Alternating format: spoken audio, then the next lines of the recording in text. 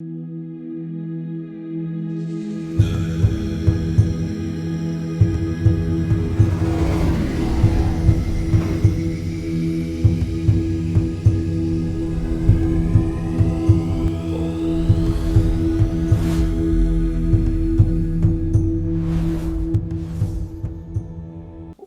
നമോ ഭഗവതേ വാസുദേവായ. പ്രണവം അസ്ട്രോ ചാനലിലേക്ക് എല്ലാവർക്കും സ്വാഗതം. ആദ്യമായിട്ടാണ് നമ്മുടെ വീഡിയോ കാണുന്നതെങ്കിൽ സബ്സ്ക്രൈബ് ചെയ്യുവാനും ഷെയർ ചെയ്യുവാനും മറക്കരുത്. കൂടാതെ നക്ഷത്ര സംബന്ധമായിട്ടോ ജാതക സംബന്ധമായിട്ടോ എന്തെങ്കിലും സംശയമുണ്ടെങ്കിൽ എൻ്റെ ഈ വാട്സപ്പ് നമ്പറിൽ എന്നെ വിളിച്ചോളൂ. ഞാനിവിടെ പറയുന്നത് വിശാഖം നക്ഷത്രത്തിൽ ജനിച്ചവരുടെ പൊതുവായിട്ടുള്ള സ്വഭാവ സവിശേഷതകളെക്കുറിച്ചും കൂടാതെ 2026 ഈ പുതുവർഷത്തിലാണെങ്കിൽ വിശാഖം നക്ഷത്രക്കാർക്കുണ്ടാകുന്ന ഗുണദോഷ ഫലങ്ങളെക്കുറിച്ചുമാണ് ഞാനിവിടെ പറയുന്നത്. വിശാഖം നക്ഷത്രക്കാരെക്കുറിച്ച് പറയുകയാണെങ്കിൽ അന്ധവിശ്വാസങ്ങളെ മാറ്റി നിർത്തിക്കൊണ്ട് ഈശ്വരവിശ്വാസത്തോടുകൂടി സത്യധർമാദികളെ കൈവിടാതെയുള്ള ജീവിതത്തെ ഇഷ്ടപ്പെടുന്ന ഏറ്റവും അഭിമാനശീലരും പ്രസരിപ്പും പ്രവർത്തനശേഷിയും ബുദ്ധിബലവും നേതൃത്വ ഗുണവും ഉള്ള ഈ വിശാഖം നക്ഷത്രക്കാർ അവരുടെ ദൈനംദിന ജീവിതത്തിൽ സുഖദുഃഖ സമ്മിശ്രമായിട്ടുള്ള അനുഭവങ്ങളിലൂടെ കടന്നു പോകുന്നവരാണ്. കുറേയധികം ആഗ്രഹങ്ങളുള്ള ഇവരുടേതായ ബാല്യകാലത്ത് വളരെയധികം ക്ലേശതകളും വിഷമതകളുമൊക്കെ കാണുമെങ്കിലും വളരെ ചെറുപ്പത്തിൽ തന്നെ ജീവിത വിജയത്തിനായിക്കൊണ്ട് നിരന്തരമായിട്ട് പരിശ്രമിച്ചുകൊണ്ട് ഉയർച്ചയിലേക്ക് എത്തിച്ചേരുന്നവരാണ്. എന്നാലോ തൻ്റെ കൂടെ നിൽക്കുന്നവരുടേതായ മനസ്സിനെയും സ്വഭാവത്തെയും എല്ലാം നിരീക്ഷണ ബുദ്ധിയോട് കൂടിയിട്ട് മനസ്സിലാക്കിയിട്ട് അവരുടേതായിട്ടുള്ള വിഷമതകൾക്കും അവരുടേതായിട്ടുള്ള ദുഃഖങ്ങൾക്ക് പരിഹാരങ്ങൾ പറഞ്ഞു കൊടുത്തുകൊണ്ട് അവരെ തങ്ങളാൽ കഴിയാവുന്ന വിധത്തിൽ സഹായിക്കുവാനുള്ള നല്ലൊരു മനസ്സുള്ളവരാണ് ഈ വിശാഖം നക്ഷത്രക്കാർ. അതുകൊണ്ട് ഇവർ എന്തൊരു കാര്യം ചെയ്യുമ്പോഴും അത് ഭംഗിയായിട്ട് നിർവഹിക്കുന്നവരും ഒരുപാട് സുഹൃത്ത് ബന്ധങ്ങളുള്ളവരും എല്ലാവരോടും ആത്മാർത്ഥമായിട്ട് സംസാരിക്കുന്നവരും കൂടിയാണ്. എന്നാലോ താൻ സഹായിച്ചവരിൽ നിന്ന് ഏതെങ്കിലും വിധത്തിലുള്ളതായ അഭിപ്രായ ഭിന്നതകളോ മനോവിഷമതകളോ വന്നാൽ ഈ സൗഹൃദങ്ങളെല്ലാം തന്നെ ഒരു നിമിഷം കൊണ്ട് മറന്ന് ആത്മനിയന്ത്രണം കുറഞ്ഞവരായിട്ടും മുൻകോപശീലക്കാരായിട്ടും മാറുന്നവരാണ് ഈ നക്ഷത്രക്കാർ. എന്നാൽ കുറച്ച് കഴിയുമ്പോഴോ സ്വയമായിട്ട് ക്ലേശിക്കുന്നവരും പശ്ചാത്തപിക്കുന്നവരും കൂടിയാണ് ഈ നക്ഷത്രക്കാർ.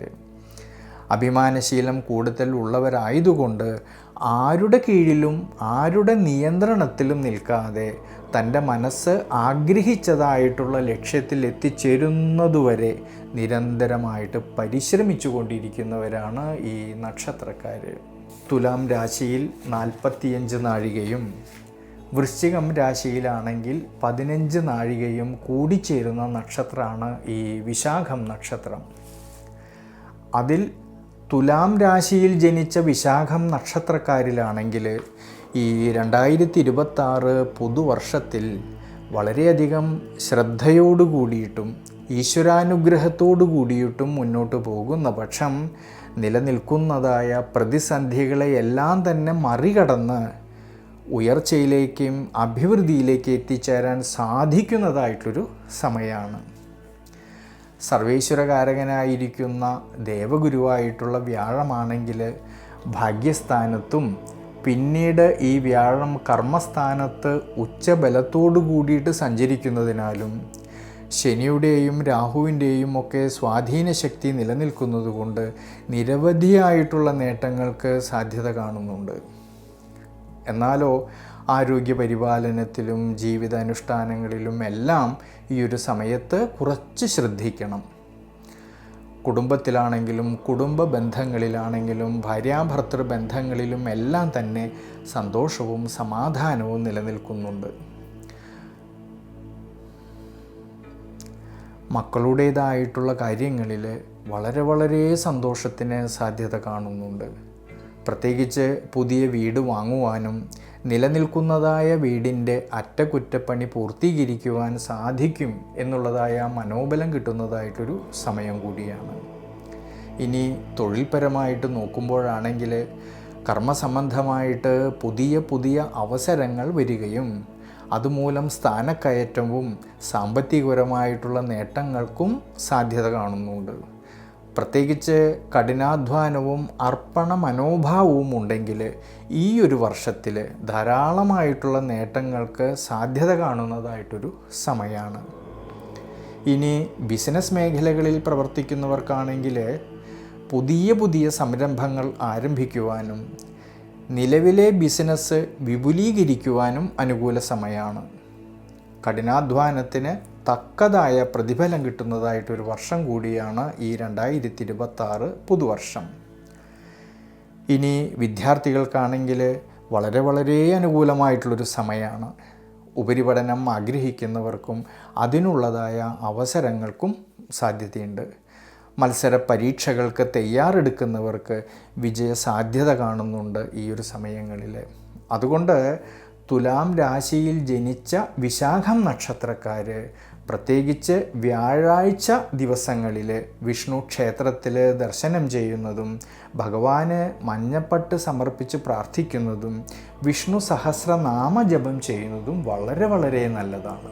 വൃശ്ചികം രാശിയിൽ ജനിച്ചവരായിട്ടുള്ള ഈ വിശാഖം നക്ഷത്രക്കാർക്കാണെങ്കിൽ ഈ പുതുവർഷത്തിൽ ഈശ്വരാനുഗ്രഹത്തോടു കൂടിയിട്ടും വളരെയധികം ശ്രദ്ധയോടു കൂടിയിട്ടും മുന്നോട്ട് പോകേണ്ടുന്നതായിട്ടുള്ളൊരു സമയമാണ്. സുഖസ്ഥാനത്താണെങ്കിൽ രാഹുവിൻ്റെ സാന്നിധ്യവും വിശേഷിച്ച് ജൂൺ മാസം 2-ാം തീയതി വരെ അഷ്ടമഭാവത്തിൽ ദേവഗുരുവായിട്ടുള്ള വ്യാഴത്തിൻ്റെ സ്വാധീന ശക്തി നിലനിൽക്കുന്നതുകൊണ്ട് ആരോഗ്യപരിപാലനത്തിൽ ജീവിത അനുഷ്ഠാനങ്ങളിൽ കൂടുതലായിട്ടും ശ്രദ്ധ വേണം. പ്രത്യേകിച്ച് അനാവശ്യമായിട്ട് വരുന്നതായ പാഴ്ചെലവുകളെ നിയന്ത്രിച്ച് സാമ്പത്തികപരമായിട്ടുള്ള കാര്യങ്ങളിൽ കൂടുതലും ശ്രദ്ധിക്കണം. കുടുംബത്തിലാണെങ്കിലും കുടുംബ ബന്ധങ്ങളിലാണെങ്കിലും വ്യക്തിബന്ധങ്ങളിലാണെങ്കിലും കർമ്മസംബന്ധമായിട്ടും കൂടുതലായിട്ടുള്ള ജാഗ്രത പാലിക്കേണ്ടുന്നതായിട്ടുള്ളൊരു സമയമാണ് ഈ ജൂൺ മാസം 2-ാം തീയതി വരെയുള്ള സമയങ്ങളിൽ. എന്നാൽ ജൂൺ മാസം 2-ാം തീയതിക്ക് ശേഷം ഈ ദേവഗുരുവായിട്ടുള്ള വ്യാഴം, സർവേശ്വരകാരകനായിരിക്കുന്ന വ്യാഴം ഭാഗ്യസ്ഥാനത്ത് സഞ്ചരിക്കുന്നതുകൊണ്ട് 5-ാം ഭാവത്തിലാണെങ്കിലോ ശനീശ്വരൻ്റെ സാന്നിധ്യം നിലനിൽക്കുന്നതുകൊണ്ട് ജൂൺ മാസം 2-ാം തീയതിക്ക് ശേഷമുള്ള സമയങ്ങളിൽ തൻ്റെ മനസ്സിൽ നിലനിന്നിരുന്നതായ ആഗ്രഹങ്ങൾ സഫലമാവുവാനും ദൈനംദിന ജീവിതത്തിൽ എല്ലാ മേഖലകളിലും തന്നെ ഭാഗ്യപരമായിട്ട് ശ്രേയസ്സിനും മനസ്സന്തോഷത്തിനും സാധ്യത കാണുന്നുണ്ട്. കുടുംബപരമായിട്ട് നോക്കുമ്പോഴാണെങ്കിൽ അഭിവൃദ്ധി കാണുന്ന സമയമാണ്. ഭൗതികമായിട്ടുള്ള ഉണർവും ആത്മീയമായിട്ടുള്ള ചിന്തകളും വർദ്ധിക്കുന്നതായിട്ടൊരു സമയമാണ്. തൊഴിൽ മേഖലകളിലാണെങ്കിലും പുതിയ പുതിയ അവസരങ്ങൾക്ക് സാധ്യത കാണുന്ന സമയമാണ്. ബിസിനസ് സംബന്ധമായിട്ട് ചിന്തിക്കുമ്പോൾ ധാരാളം നേട്ടങ്ങൾക്ക് സാധ്യത കാണുന്നതായിട്ടൊരു സമയമാണ്. സാമ്പത്തികപരമായിട്ടുള്ള ഭദ്രത കുറേയധികം മെച്ചപ്പെടുവാനും അനുകൂല സ്ഥിതി കാണുന്നുണ്ട് ഈ ഒരു സമയത്ത്. വിദ്യാർത്ഥികൾക്കും പഠനത്തിലെ വലിയ വലിയ മുന്നേറ്റങ്ങൾക്കും അതുമൂലം മനോബലത്തിനും മനസന്തോഷത്തിനും സാധ്യത കാണുന്നുണ്ട്. മത്സര പരീക്ഷകൾക്ക് തയ്യാറെടുക്കുന്നവർക്ക് മനോബലം കിട്ടുന്നതായിട്ടൊരു സമയം കൂടിയാണ്. അതുകൊണ്ട് വൃശ്ചികം രാശിയിൽ ജനിച്ച വിശാഖം നക്ഷത്രക്കാർ ഈ ഒരു സമയത്ത് വിഷ്ണു ക്ഷേത്രത്തിൽ ഭഗവാൻ അഷ്ടോത്തര മന്ത്രം കൊണ്ട് അർച്ചന ചെയ്ത് പ്രാർത്ഥിക്കുന്നത് വളരെ നല്ലതാണ്.